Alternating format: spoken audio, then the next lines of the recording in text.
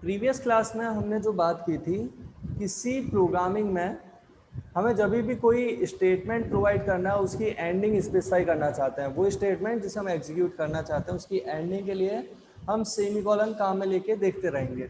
आगे भी यूज आपको पता चलता रहेगा। लेकिन हमने जो मेजरली डिस्कस किया था जो टॉपिक वो था वेरिएबल डिक्लेरेशन, कि किसी भी वेरिएबल को अगर हम डिक्लेयर करना चाहते हैं तो कैसे डिक्लेयर करेंगे। वो डेटा टाइप हमने स्पेसिफाई किया जिस टाइप का हम वेरिएबल क्रिएट करना चाहते हैं, साथ में प्रोवाइड किया उस वेरिएबल का नेम, जैसे इंटीजर टाइप का, फ्लोट टाइप का या कैरेक्टर टाइप का। ये जो नेम है इसके भी नेमिंग रूल्स कंसीडर होंगे जिनकी हम आगे बात कर लेंगे, लेकिन अभी के लिए हम कहेंगे वो नेमिंग रूल्स बोल रहे हैं, बाद में आप नोट कर सकते हैं आराम से। नेमिंग रूल क्या अवेलेबल है वेरिएबल के, कि वेरिएबल के नेम में अल्फाबेट अवेलेबल है, लोअर केस भी हो सकता है, अपर केस भी हो सकता है। जैसे हमने ये ए दिया या बी दिया या सी दिया, या आप हो सकता है वैल्यू 1, वैल्यू 2, वैल्यू 3, कुछ भी आप नेम दे सकते थे। वहां पे अल्फाबेट हो सकते हैं, लोअर केस, अपर केस, किसी भी तरीके के, लेकिन जैसा दिया वैसा ही आगे काम में लोगे। अगर आपने स्मॉल ए डिक्लेयर किया है तो आप स्मॉल ए वेरिएबल को ही काम में लोगे तो वो पहचानेगा, कैपिटल ए को नहीं। तो केस सेंसिटिव है, वो ध्यान में रखते हुए स्मॉल ए अगर दिया तो स्मॉल ए काम में ले होंगे। तो वेरिएबल नेम जो भी हम आइडेंटिफायर नेम देना चाहते हैं उसके रूल्स क्या हैं।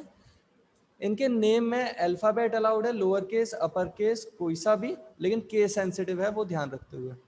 डिजिट अलाउड है लेकिन डिजिट से स्टार्ट नहीं हो सकता। वेरिएबल का नेम A1 दिया जा सकता है, ये अलाउड है, लेकिन 1B देना अलाउड नहीं होगा।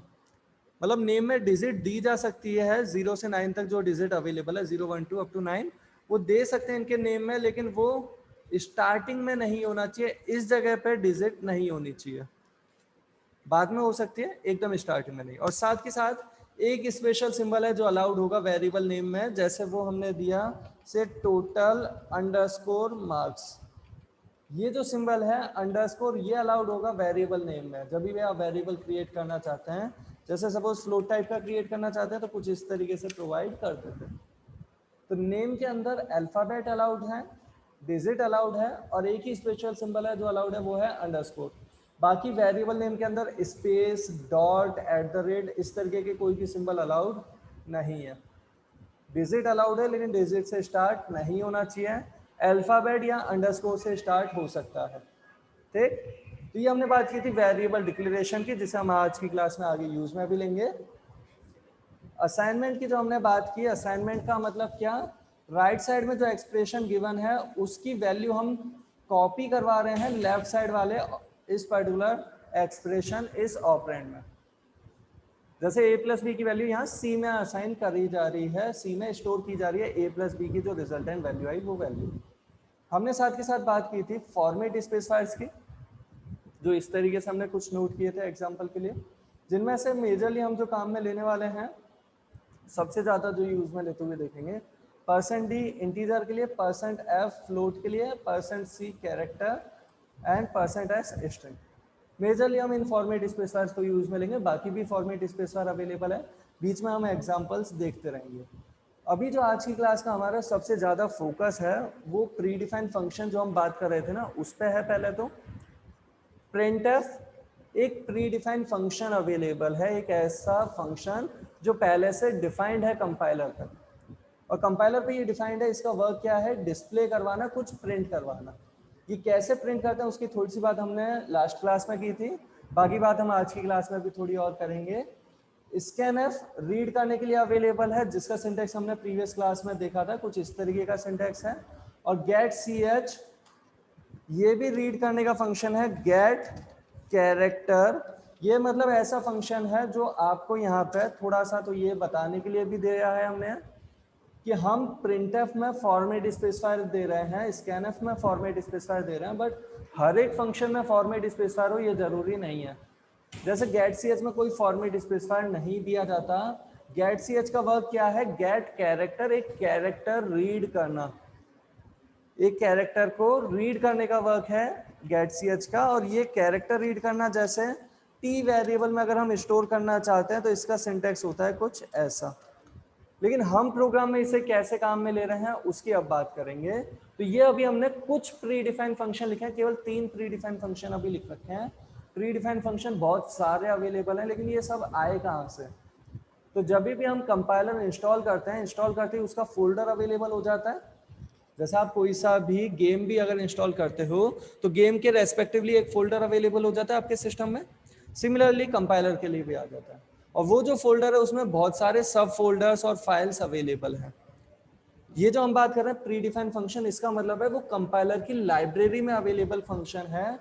इन्हें लाइब्रेरी फंक्शन भी कहा जा सकता है, क्योंकि कंपाइलर की वो जो फाइल्स आई हैं उन फाइल्स की हेल्प से इसकी वर्किंग मिल रही है।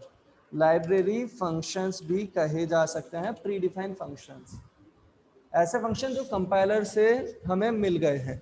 लेकिन इन्हें अगर हमें काम में लेना है तो कंपाइलर के पास बहुत सारे प्री डिफाइंड फंक्शन अवेलेबल हैं।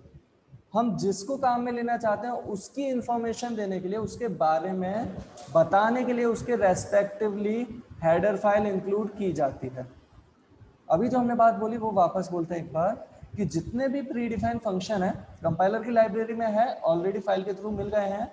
लेकिन वो जो फाइल के थ्रू मिल रहे हैं उनमें से आप जिसको काम में लेना चाहते हो उसकी इंफॉर्मेशन देने के लिए, कि हम उस फंक्शन को काम में लेना चाहते हैं तो उसकी फाइल इंक्लूड करना चाहते हैं, तो वो जो रेस्पेक्टिवली उसकी हेडर फाइल अवेलेबल है उसे हम प्रोग्राम में इंक्लूड करना चाहेंगे। हेडर फाइल जो हमने वर्ड बोला है उसे अगर हम कहें, हेडर फाइल बेसिकली और कुछ नहीं, एक सपोर्टिव फाइल अवेलेबल है। एक ऐसी फाइल जो आप किसी भी प्रोग्राम में इंक्लूड कर सकते हैं। एक नहीं, ऐसी बहुत सारी फाइल्स अवेलेबल हैं एक्चुअली हेडर फाइल्स, जिसकी ज़रूरत है आप उस फाइल को अपने प्रोग्राम में इंक्लूड कर लेंगे। जैसे हेडर फाइल के नेम अगर हम यहाँ पे लिखें, कुछ नेम्स हम लिख रहे हैं stdio.h, conio.h या math.h या string.h, इस तरीके से बहुत सी हेडर फाइल्स अवेलेबल हैं। ये दो चार नहीं, बहुत सारी हेडर फाइल्स अवेलेबल हैं। हेडर फाइल का मतलब एक ऐसी फाइल जो आपको कुछ इंफॉर्मेशन प्रोवाइड करती है, जिसे आप किसी भी प्रोग्राम में इंफॉर्मेशन देने के लिए इंक्लूड कर सकते हैं। और ये हेडर फाइल्स जो हमारे पास अवेलेबल है ये किस चीज़ की इंफॉर्मेशन देती है, तो जो भी हम कह रहे हैं ना, जैसे अभी कहा था हमने प्री डिफाइंड फंक्शन, उनकी इंफॉर्मेशन देने के लिए अवेलेबल है। साथ के साथ हम जब बात करेंगे किसी स्ट्रक्चर की, तो प्री डिफाइंड स्ट्रक्चर हो सकते हैं, प्री डिफाइंड यूनियन हो सकते हैं, प्री डिफाइंड पॉइंटर हो सकता है। कुछ भी चीज़ अगर प्री डिफाइंड अवेलेबल है जिसे हम काम में लेना चाहते हैं, उसकी इंफॉर्मेशन अगर फाइल से मिल रही है तो उस फाइल को हम अपने प्रोग्राम में इंक्लूड करना चाहेंगे। उन फाइल्स को हम कह रहे हैं हेडर फाइल्स। जैसे अभी हमने कुछ प्री डिफाइंड फंक्शन यहाँ पे नोट किए थे, इनमें से printf के लिए जो हमें हेडर फाइल रिक्वायर्ड है, उस हेडर फाइल को अगर हम यहाँ ब्रैकेट में लिख दें एक बार को, तो printf की इंफॉर्मेशन जिस हेडर फाइल से मिलती है वो है stdio.h। scanf की इंफॉर्मेशन जिस हेडर फाइल से मिलती है उसका भी अगर हम यहाँ पे नेम लिख दें तो वो है stdio.h। getch की इंफॉर्मेशन जिस हेडर फाइल से मिलती है अगर हम उसका नाम लिखें तो उसका नाम है conio.h। और यहाँ आप क्लियरली देख सकते हैं कि एक हेडर फाइल से केवल एक ही इंफॉर्मेशन मिले ये जरूरी नहीं है। एक ही हेडर फाइल से बहुत सारी इंफॉर्मेशन मिल सकती है। उनमें से किसी भी चीज को अगर हमें काम में लेना है तो हम हेडर फाइल इंक्लूड कर सकते हैं। हेडर फाइल इंक्लूड करने का हमारा तरीका क्या होगा उसकी अगर बात करें तो हेडर फाइल इंक्लूड करने का तरीका होगा हैश इंक्लूड, और फिर हम दे देंगे उस पर्टिकुलर फाइल का नेम। जैसे उस फाइल का नेम अगर हमें इंक्लूड करना है stdio.h, तो इस तरीके से प्रोवाइड कर देंगे उस फाइल का नेम। या फिर इसी चीज को प्रोवाइड करने का तरीका कुछ ऐसा, हैश इंक्लूड, और अगर हम किसी प्री डिफाइंड हेडर फाइल को इंक्लूड करना चाहते हैं तो उसे एंगुलर ब्रैकेट में भी प्रोवाइड कर सकते हैं। और इनमें आपस में डिफरेंस कुछ ऐसा है कि ये जो प्रोसेस है ये कंपेरेटिवली थोड़ी स्लो प्रोसेस होती है,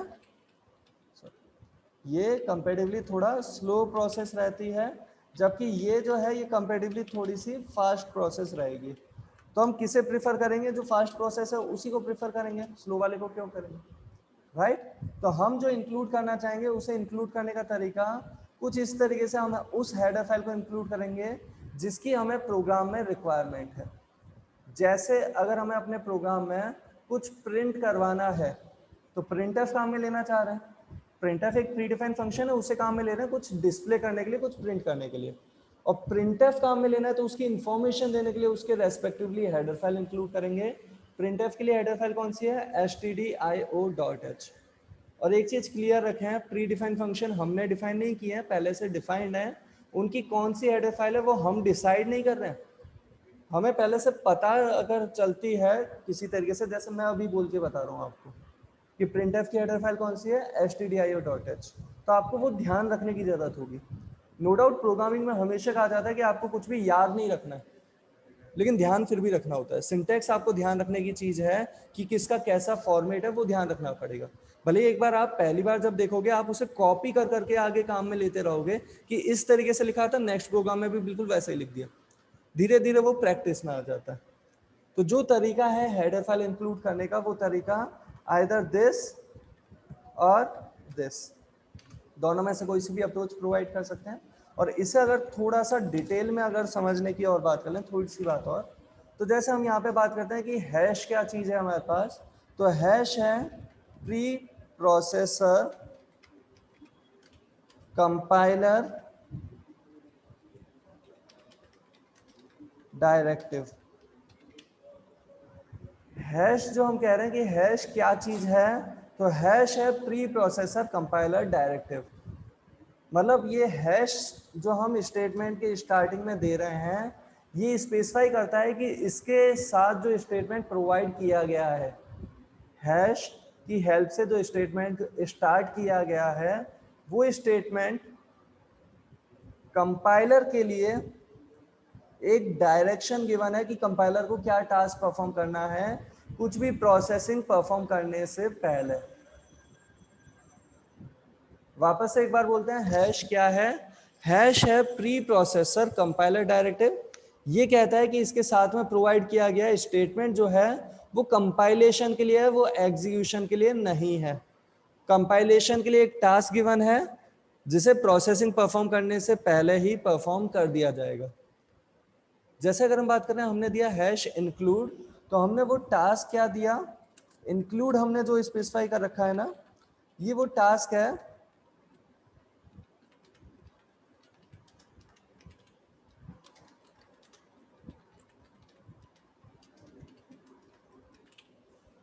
ये वो टास्क है जिसकी हेल्प से हम अपने प्रोग्राम में किसी फाइल को इंक्लूड कर रहे हैं कंपाइल टाइम पे। अच्छा, ये कंपाइल टाइम 2-3 बार रिपीट हो गया है अभी अभी में ही, तो एक बार पहले आपको थोड़ा सा ध्यान दिलाना चाहेंगे।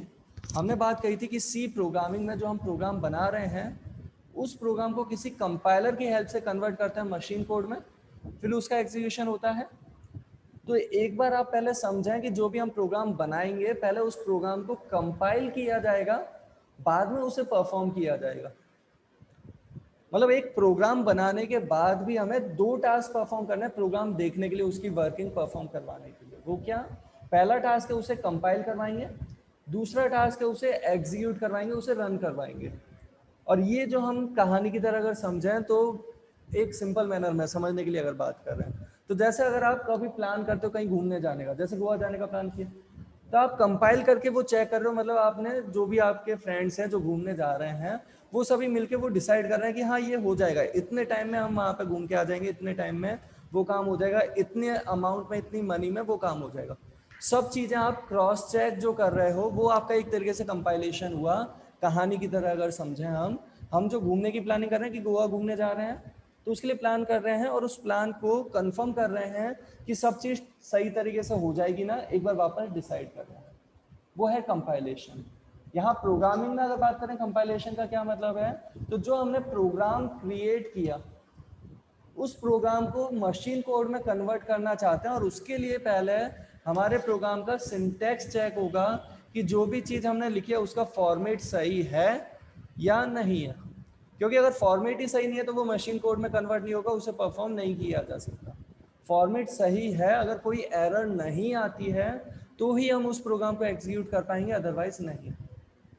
तो एरर चेक करने का तरीका भी आप कह सकते हैं अभी समझने के लिए। अदरवाइज कंपाइलेशन के बहुत सारे टास्क होते हैं, जिनमें से एक मेजर टास्क है सिंटैक्स चेक करना कि हमारा प्रोग्राम का सिंटैक्स एकदम सही है या नहीं। तो प्रोग्राम जब हम लिख रहे हैं, तो प्रोग्राम लिखने के बाद हम 2 चीज़ परफॉर्म करते हैं, एक तो उसे कंपाइल करते हैं, एक उसे रन करते हैं या कहते हैं एग्जीक्यूट करते हैं। और कंपाइल करना मतलब चेक करने से रिलेट कर सकते हो या हमारे प्रोग्राम को मशीन कोड में कन्वर्ट करने वाला टास्क है, जबकि रन करना मतलब एक्चुअल परफॉर्म करना। जैसे अभी वो गोवा घूमने की जो प्लानिंग हम कर रहे थे, हम नहीं जा रहे, वैसे हम प्लानिंग नहीं कर रहे, लेकिन अगर आप सपोज प्लान कर रहे होते कि गोवा घूमने जा रहे हैं, तो उस प्लानिंग को कंफर्म करने का जो फेज है वो है कंपाइल, और एक्चुअली घूमने जाना वह है उसका एग्जीक्यूशन, उसको रन कर रहे हो आप, राइट। तो हमारे प्रोग्राम में ये जो अभी हमने लिखा है ना हैश के साथ स्टेटमेंट, ये केवल प्लानिंग वाले स्टेप की तरह, वो केवल एक्स्ट्रा इंफॉर्मेशन प्रोवाइड करने वाले स्टेप की तरह, ये परफॉर्म होने के लिए नहीं है, लेकिन परफॉर्म करने से पहले रिक्वायर्ड स्टेप हो सकता है ये हैश। और हैश के साथ जैसा हमने प्रोवाइड किया इंक्लूड, तो हम किसी फाइल को अपने प्रोग्राम में इंक्लूड कर रहे हैं। क्यों इंक्लूड कर रहे हैं, तो ये हेडर फाइल क्यों इंक्लूड की जा रही है, कुछ इंफॉर्मेशन इनके पास है उन्हें प्रोवाइड करने के लिए। जैसे stdio.h printf की भी इंफॉर्मेशन देता है, scanf की भी, और बहुत सी चीज़ों की इंफॉर्मेशन। उनमें से किसी भी चीज़ को एक बार चाहे बार बार कितनी भी बार काम में लेना है, एक बार हमें इस फाइल को अपने प्रोग्राम में इंक्लूड करना होगा। तो अब हम अपने प्रोग्राम पे जो आ रहे हैं, प्रोग्राम हमने जो क्रिएट करना स्टार्ट किया, सबसे पहली चीज़ अगर हमें किसी प्रोग्राम में कुछ प्रिंट करवाना है, तो प्रिंट करने के लिए हमें printf चाहिए, और printf के लिए stdio.h चाहिए, और stdio.h को इंक्लूड करने का तरीका हैश इंक्लूड एंगुलर ब्रैकेट में प्रोवाइड कर दिया stdio.h। और ये जो हमने एंगुलर ब्रैकेट और डबल कोट्स की बात कही है, यहाँ पे एक बार वापस कहेंगे, ये प्रोसेस थोड़ा स्लो रहेगा प्री डिफाइंड हेडर फाइल के लिए, जबकि ये फास्ट रहेगा। रीजन उसका, ये जो एंगुलर ब्रैकेट वाली प्रोसेस है वो डायरेक्टली उस फोल्डर में जाती है फाइल ढूंढने जहां पे हमारी सारी pre defined header file available है। चांस की बात है उस पर्टिकुलर फोल्डर का नाम भी इंक्लूड है, ये केवल चांस की बात है, ये उस फोल्डर का नाम नहीं लिखा हमने, ये केवल चांस की बात है कि सी प्रोग्रामिंग का जो कॉन्सेप्ट सोचा गया उसमें जितनी भी हेडर फाइल रखनी है उस फोल्डर का नाम भी क्या दिया गया है, इंक्लूड फोल्डर। कंपाइलर इंस्टॉल करते हैं, इंक्लूड नेम का फोल्डर है हमारे पास उस पर्टिकुलर कंपाइलर के फोल्डर के अंदर, जिसमें सारी हेडर फाइल अवेलेबल है। और ये तरीका क्या है, ये डायरेक्ट जाएगा इंक्लूड फोल्डर में, जहां हेडर फाइल मिल जाएगी उसे अपने प्रोग्राम में इंक्लूड कर लेगा। जबकि डबल कोटेशन वाली अप्रोच जो है वो अप्रोच क्या, कि जहां आपने प्रोग्राम सेव किया पहले तो वहां ढूंढेगा उस फोल्डर में, उसमें नहीं मिलता तो आसपास के फोल्डर में सर्च करेगा, और सर्च करते करते जब मिलेगी उसे हेडर फाइल इंक्लूड फोल्डर के अंदर, तब इंक्लूड कर लेगा। इसलिए ये प्रोसेस डबल कोट्स वाला थोड़ा स्लो रहेगा, जबकि एंगुलर ब्रैकेट वाला प्रोसेस जो डायरेक्ट इंक्लूड फोल्डर में जाके ढूंढ रहा है वो प्रोसेस फास्ट रहेगा। पता चलती है यहाँ तक बात। अभी ये जितनी भी हमने बात की है ना, चाहे आज की क्लास में चाहे आज की क्लास से पहले, वो सब हमने केवल अपने प्रोग्राम में जो भी चीज़ लिख रहे हैं उन्हें डिस्कस करने के लिए कही है। अदरवाइज तो आप में से कोई अगर इनिशियली इन सब चीज़ें को एक फॉर्मेट की तरह ही पूरा कंसिडर कर ले तो वो भी हम गलत नहीं कह रहे हैं, वो अप्रोच भी हो सकता है आपके लिए वर्क कर जाए। क्या हम ये स्टार्टिंग में हेडर फाइल इंक्लूड कर देंगे जिस जिसकी भी ज़रूरत होगी। जैसे अगर हमें काम में लेना है stdio.h, तो हमने stdio.h इंक्लूड कर दिया। अगर हमें काम में लेना है conio.h से मिली किसी इंफॉर्मेशन को जैसे getch को, तो उसके लिए इस हेडर फाइल को भी इंक्लूड कर दिया। एक चीज़ और कहना चाहेंगे, ये stdio.h जो हमने हेडर फाइल बोली है, इसकी कई बार ना फुल फॉर्म कुछ लोग पूछ लेते हैं। तो पहली चीज़ तो ध्यान रखना, किसी भी फाइल की कोई फाइल का नाम है उसकी कोई फुल फॉर्म होती नहीं है, ये हमेशा ध्यान रखना। फाइल का नाम जैसा है वैसा ही प्रोवाइड कराओगे, उसकी स्पेलिंग मिस्टेक मत करना। लेकिन हाँ, कई बार बोलने में समझने के लिए उसकी फुल फॉर्म कह दी जाती है। वो फुल फॉर्म क्या है stdio.h की, standard input output header file. मतलब बोलने में हम ऐसा बोल सकते हैं standard input output header file, but file का नाम है वो, तो जैसी स्पेलिंग है फाइल के नेम की वैसा की वैसा इंक्लूड करेंगे, पूरा नाम मत लिख देना इंक्लूड करते टाइम। तो standard input output header file कहा जा सकता है इसे, किसे, stdio.h को। ठीक, एक बार हम इस पर्टिकुलर स्टेटमेंट को यहाँ ना दे करके जैसे हम इसे प्रोवाइड कर देते हैं, जहाँ हमने ये हेडर फाइल का नाम लिखा है यहाँ लिख देते हैं ना। यहाँ हम conio.h की अगर बात कर रहे हैं तो इसे बोल सकते हैं console input output header file. और कंसोल का जो सेंस है वो सेंस क्या है, वो जो हमारी इनपुट आउटपुट स्क्रीन है ना, जब हमने प्रोग्राम आपके सामने परफॉर्म करके दिखाया था, एक ब्लैक कलर की सी स्क्रीन आई थी, उस ब्लैक कलर की स्क्रीन को कहा जाता है कंसोल। वो ब्लैक कलर की जो स्क्रीन, जरूरी नहीं उसका कलर हमेशा ब्लैक ही होना, अब जिस पर्टिकुलर अप्रोच से देख रहे हैं, जैसे हम कंपाइलर के थ्रू देख रहे हैं तो वैसा हमें विजिबल हो रहा है, अगर आप कमांड प्रॉम्प्ट के थ्रू देखेंगे तो बिल्कुल उसके रेस्पेक्टिवली। तो जैसा भी वो स्क्रीन आ रही है जहां फाइनली हम यूजर से कुछ इनपुट ले रहे हैं, यूजर को कुछ आउटपुट प्रोवाइड कर रहे हैं, यूजर से इंटरेक्शन करने वाली जो स्क्रीन है उसे कह रहे हैं कंसोल। ठीक, यूजर से इनपुट लेने वाली, यूजर को आउटपुट प्रोवाइड करने वाली वो जो स्क्रीन है, जैसा डेवसी पे हम कंपाइल एग्जीक्यूट करते टाइम वो ब्लैक कलर की स्क्रीन देख रहे थे, उसे कह रहे हैं कंसोल। इनपुट आउटपुट स्क्रीन जो है हमारी एक तरीके से। ठीक, तो यहाँ CONIO.h को जो बोला जा सकता है कई बार console input output header file, but ध्यान रखना जब आप इसे इंक्लूड कर रहे हो प्रोग्राम में तो पूरा नेम लिखने की गलती मत कर देना, अदरवाइज वो बोलेगा इस नेम की तो कोई फाइल है ही नहीं। क्योंकि ये चीज समझना, आप सभी को आइडिया भी है इस चीज का कि कभी आप सपोज एक मूवी लेके आए पेन ड्राइव में कॉपी करके, अपने फ्रेंड से लेके आ गए, अपने लैपटॉप कंप्यूटर में आप उसे कॉपी करते हो और फोल्डर का नाम आपने रख दिया सपोज DDLJ।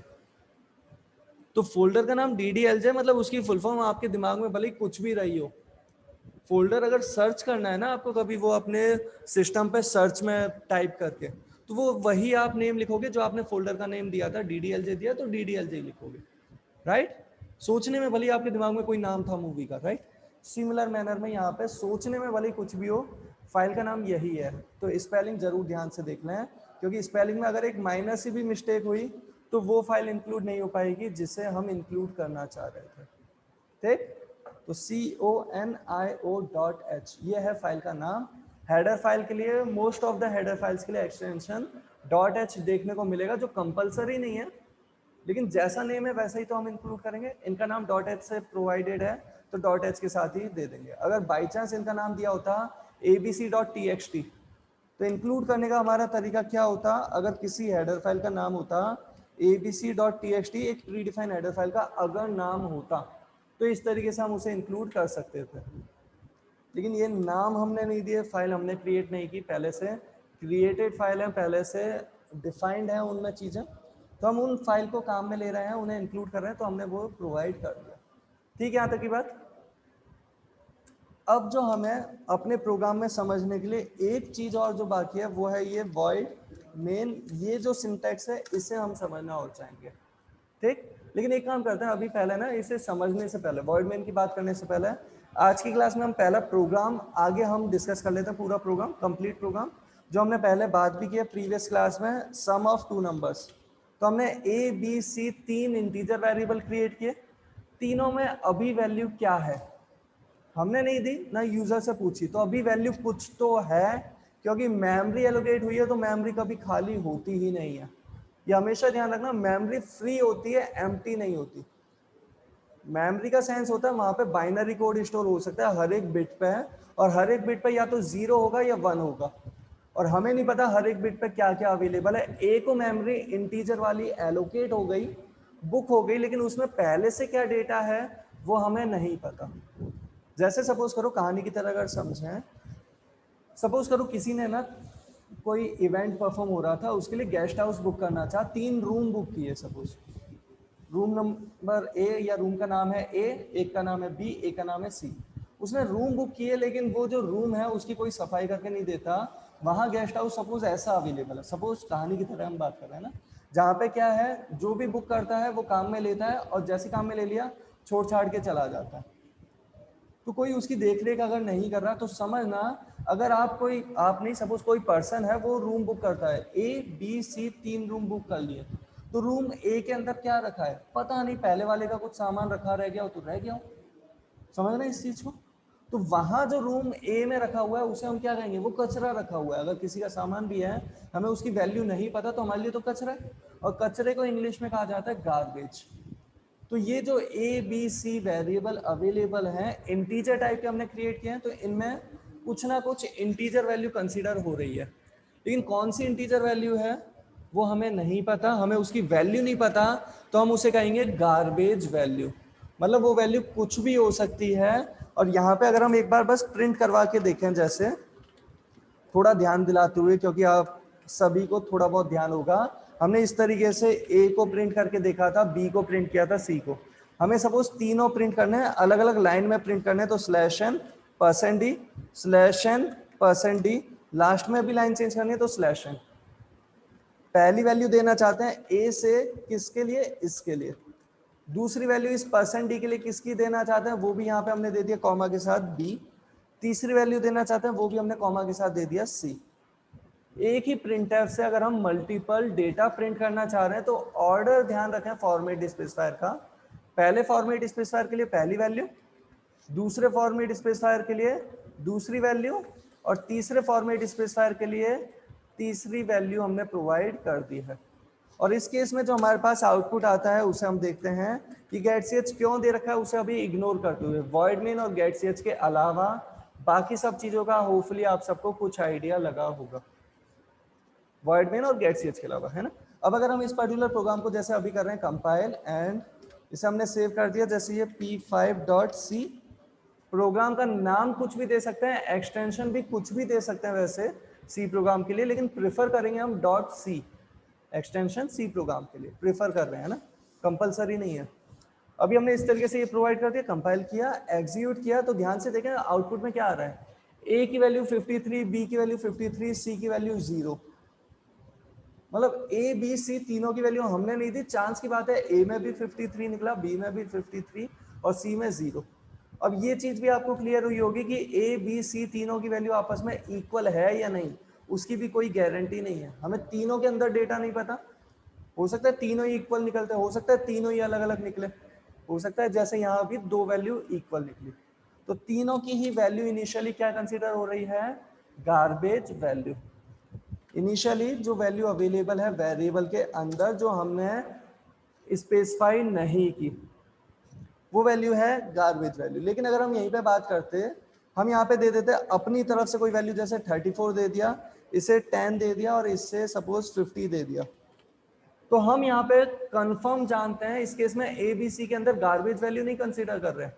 इस बार हमने उन वेरिएबल्स को हमने खुद ने इनिशियलाइज कर दिया, हमने खुद ने उनकी वैल्यू स्पेसिफाई कर दी कि जब मेमोरी मिले साथ के साथ ये वैल्यू आ जाए उसमें। ए के अंदर कौन सी वैल्यू आएगी 34, बी के अंदर 10, सी के अंदर 50।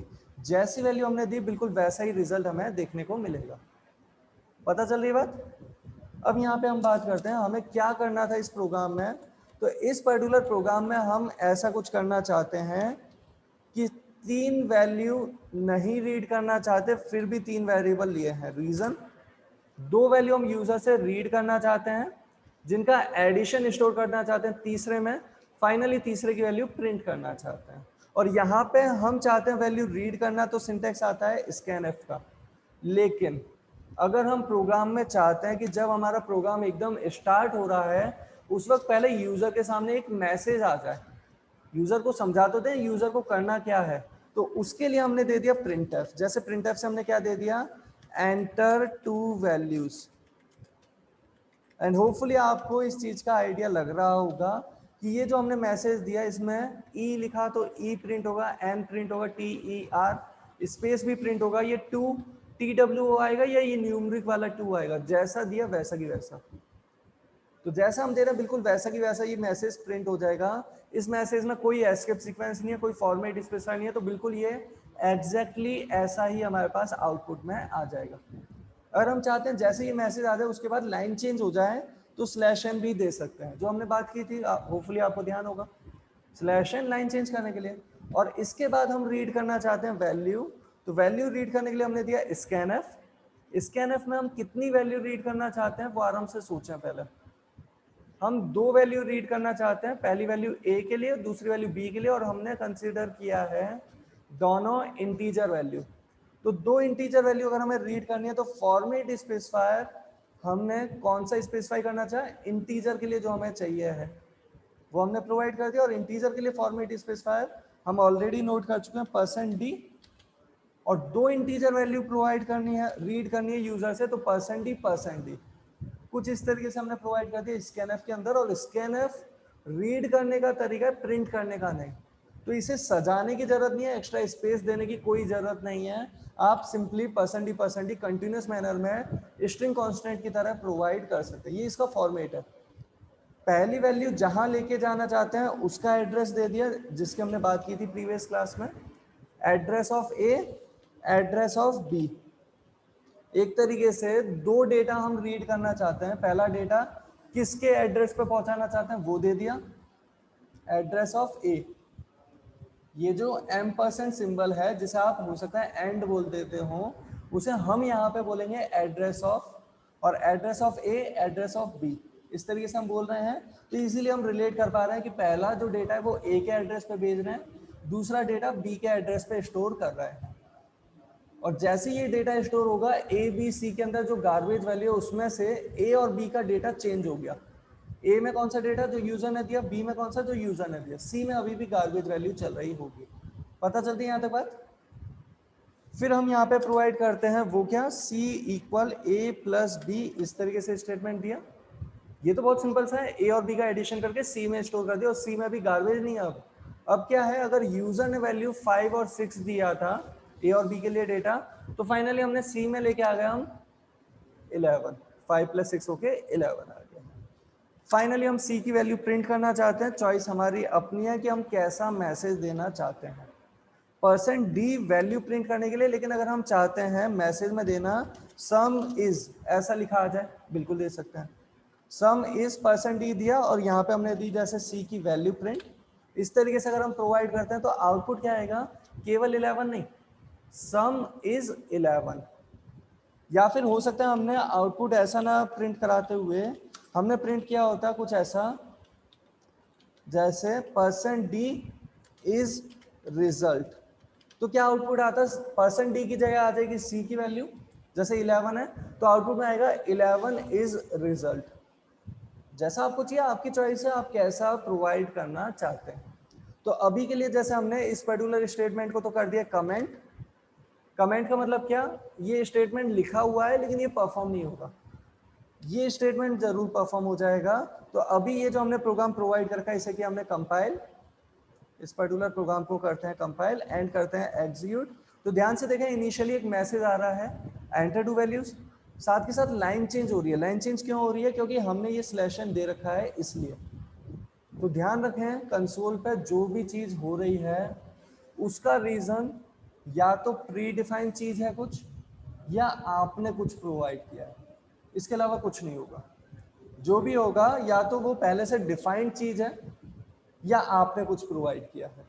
पहले से डिफाइंड है तो वो हो रहा है, आपने कुछ दिया है तो वो हो रहा है, राइट। तो उस तरीके से ये परफॉर्म होता है। जैसे एंटर टू वैल्यूज का मैसेज प्रिंट करने के लिए प्रिंटफ पहले से डिफाइंड था, हमने मैसेज बताया कि कौन सा मैसेज दिया, तो जो हमने मैसेज दिया वैसे ही वैसा ये प्रिंट हो गया। /n हमने दिया तो इसलिए लाइन चेंज हो गई, और अब scanf की हेल्प से ये वर्क करना चाहता है, वैल्यू रीड करना चाहता है, और वैल्यू दे रहे हैं हम इस तरीके से। तो ध्यान दें scanf की वर्किंग पे भी, हम अगर 4 देना चाहते हैं ये 4 को विजिबल करवाता है, लेकिन अगर आपका मन ऐसा करे कि नहीं 4 नहीं देना, हमें कुछ और देना है, तो बैक स्पेस से आप अभी रिमूव भी कर सकते हो। आप जो भी डेटा देना चाहते हो वो आपको विजिबल करवाएगा स्कैनर।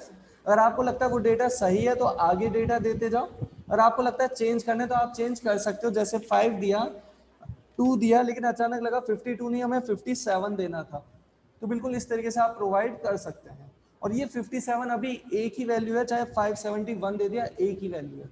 दूसरी वैल्यू कब कंसीडर होगी, जब यहाँ आप या तो स्पेस या टैब या एंटर, टैब भी एक की होती है कीबोर्ड में, स्पेस बार है, टैब है और एंटर है, उनमें से कोई की आप प्रोवाइड करोगे तो वैल्यूज का सेपरेशन मिलेगा।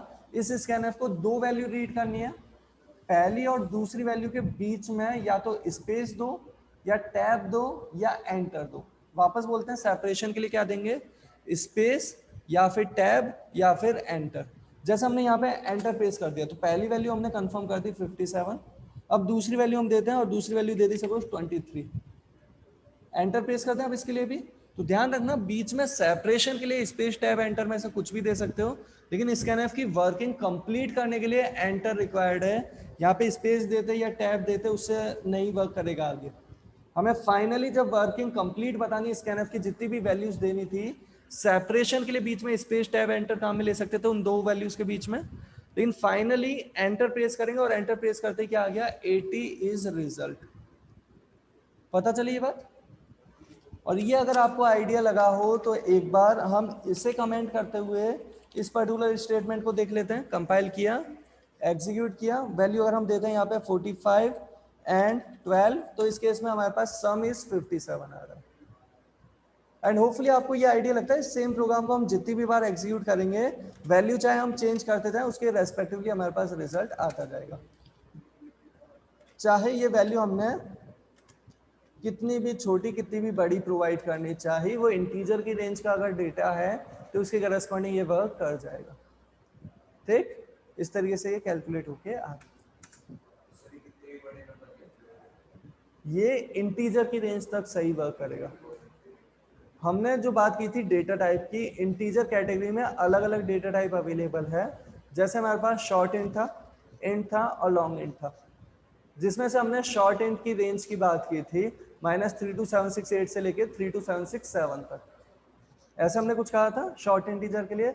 हमने इंट के लिए कहा था कि टर्बो सी पर शॉर्ट इंट की तरह, लेकिन डेव सी पर लॉन्ग इंट की तरह अवेलेबल है। और लॉन्ग इंट अगर हम बात कर रहे हैं या डेव सी पर हम इंटीजर वेरिएबल की बात कर रहे हैं, तो इंटीजर वेरिएबल की जो रेंज है यहाँ वो है -2147483,647 से लेके 214748364, सॉरी ये माइनस में एक ज़्यादा रहता है ना। ओके, जैसे हम बात कर रहे थे वो 2 बाइट्स वाले इंटीजर की अगर बात करें, इंटीजर अगर 2 बाइट्स का है जैसे टर्बो सी पे, तो उस केस में उसकी रेंज कितनी थी? उसकी रेंज केवल इतनी थी जहां पे वो वैल्यू रख सकता है -32768 से लेके 32767, इसके बीच का डेटा रख सकता है। जबकि अगर हम बात करें इंटीजर, अगर यहाँ जैसे डेव सी पे हमारे पास 4 बाइट्स का अवेलेबल है, तो 4 बाइट्स के इंटीजर के लिए रेंज क्या अवेलेबल है वो हमने यहाँ पे नोट की है, ये रेंज अवेलेबल है। तो अगर आप बात करें टर्बो सी पे, तो इंटीजर इस रेंज का है। इससे बड़ा अगर डेटा कैलकुलेट करना है, सपोज 40,000 आपको कैलकुलेट करवाना था, या एक नंबर दिया 40,000 और उस पर ऑपरेशन करना चाह रहे हैं टर्बो सी पे करते टाइम, तो इंट से काम नहीं चलेगा, लॉन्ग इंट ले लेना। बट यहाँ पे इंट से काम चल जाएगा डेव सी पे, क्योंकि डेव सी पे रेंज बहुत बड़ी है। 40,000 तो बहुत आराम से आ जाएगा, लेकिन इससे बड़ा जो डेटा है वो नहीं आ पाएगा, और नॉर्मली उसकी ज़रूरत पड़ती भी नहीं है। आप जो भी कैलकुलेशन करते हैं नॉर्मली इस रेंज में काम हो जाता है। अदरवाइज तरीके और भी अवेलेबल हैं, बट अभी हमें उन चीज़ों पर